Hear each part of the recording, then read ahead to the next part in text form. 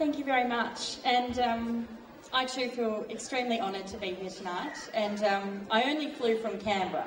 It's actually not too far away, even though sometimes when you're on that big hill in Canberra, you can feel like it's an absolute world away from reality.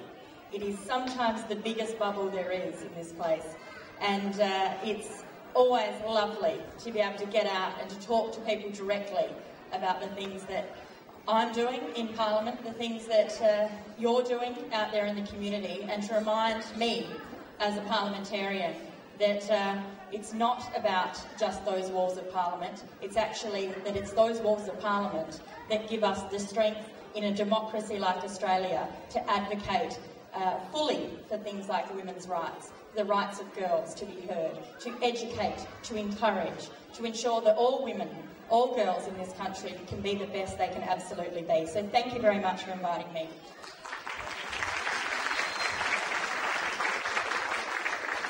I also just wanted to give a special thanks to Najeeba, because I think if there's anyone who in this organisation who should be able to present what a wonderful, productive, intelligent, passionate young woman, Australian Australian Hazara woman she is, I think it is her. Well done, Najeeba.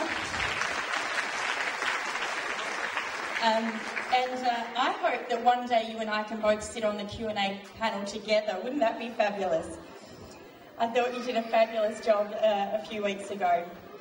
I think it's a wonderful opportunity for us. We know that the Hazara Women's Organisation has been doing a lot of things for a long time, but tonight is a celebration of the official incorporatisation of the organisation, ensuring that it's all formal and ready to go. And that's because obviously the work that they have been doing has been so supported by the community, not just here in Sydney, but obviously across the country. When I travel around to the different particular areas around the country that have a very good and strong belief in the need to help educate the Australian public, the rest of the Australian community in terms of the concerns facing Hazaras, one of the key things that I keep seeing is the strength of the women in those communities, who really want to make sure their sons and daughters understand why they're in Australia, connect with their local community, with the other kids at their school, and to feel that this is a very deep, strong connection that's going to set them up for life. And the people who are driving that are the mums in those communities, and that's what I keep seeing time and time again. So the idea to have the Hazara Women's Organisation launched in a celebration of Mother's Day, I think is absolutely perfect. And one of the sadder things that I do in my role as the Green spokesperson for immigration, for women, for multicultural affairs, all of those different things, human rights, one of the saddest things that I do is actually visit detention centres. And I've been to pretty much all of them, here on the mainland and on Christmas Island. And when I see the amazing strength, courage, bravery and absolute passion and determination of the women in those places to give freedom to their families, I think they're exactly the types of people we want here in Australia. The absolute right people we want here in Australia. I want mothers and I want fathers who are prepared to fight for the freedom of their families, to be able to say, we want to be embraced by the protection of Australia. We want to be embraced by the love and compassion of the Australian community.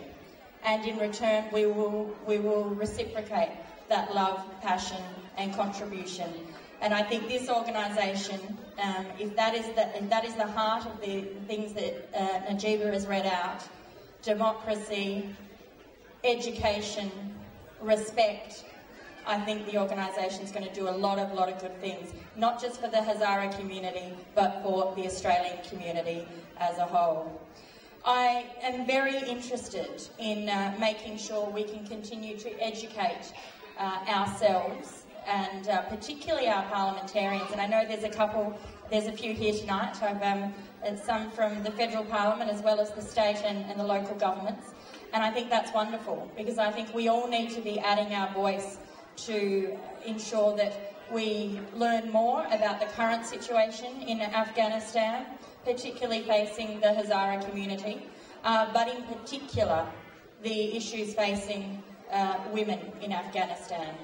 And Najeeba went through some of the things that have become better, but we know that it's still a very, very dangerous place for many women, and particularly young girls.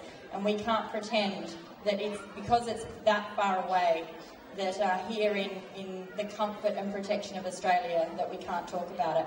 I think the more we can all learn and raise our voices, the better. Thank you once again. I know that there's a long list of speakers, so I didn't want to speak for very long, but I did want to just add my absolute congratulations to the establishment of Hazara Women Australia. Good luck. I think you've got some wonderful leadership in your ranks, and I look forward to working with you over the coming years. Fabulous. Congratulations.